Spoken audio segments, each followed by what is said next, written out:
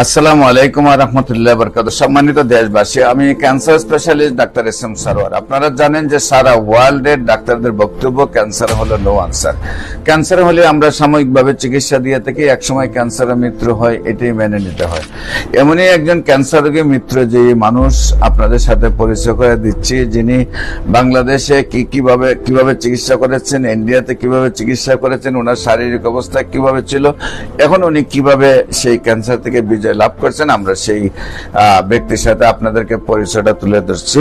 বিশেষ করে ভাইজান, আপনার নাম রঞ্জিত বড়ুয়া, ভবেশ বড়ুয়া, আপনার মায়ের নাম মুকুল বড়ুয়া। মুকুল বড়ুয়া, আপনার গ্রাম দমদমা মিরেশ্বরে, পোস্ট অফিস হাটকান্দি, জেলা হলো চট্টগ্রাম।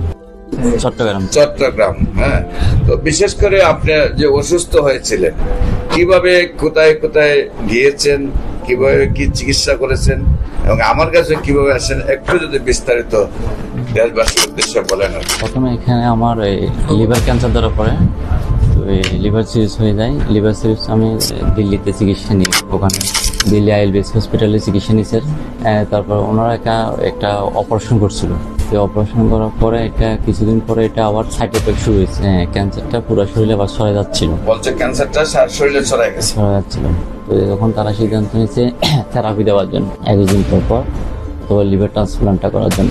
তো এখন এটা তো অনেক ব্যয়বহুল স্যার, আমার তো এই পর্যন্ত অনেক টাকা চলে গেছে।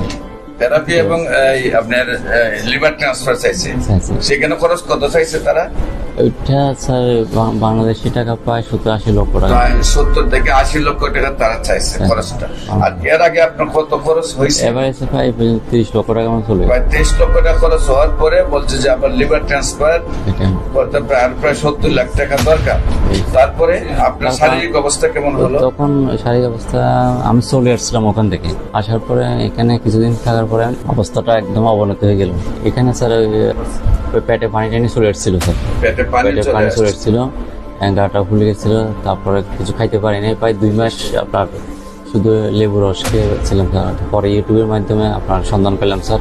2 মাস পর্যন্ত খালি শুধু লেবুর রস খেয়ে বেঁচেছিলেন স্যার, পেটে পানি চলে আসছিল, সমস্ত শরীরে ক্যান্সারটা ছড়ে গেল। তারপরে আপনারা আমার খবর পেয়ে আমার কাছে আসছেন। হ্যাঁ, হবিগঞ্জে গেলাম। তারপর হবিগঞ্জ থেকে মানে তারপরে ঢাকাতে পুরাতন পল্টনে নিচ্ছি। আমার কাছে ওষুধ খাইয়ে কতদিনে ভালো হয়েছেন? এটা 1 মাসে আমি রেজাল্ট পেয়ে গেছি। 1 মাস ওষুধ খাইয়ে আল্লাহর রহমতে ভালো হয়ে গেছে। এখন মোটামুটি হাঁটা চলাফেরা চলে আসছে। এখন মোটামুটি এখন আপনার ওষুধের কোর্স গুলো সম্পূর্ণ পূরণ করবেন।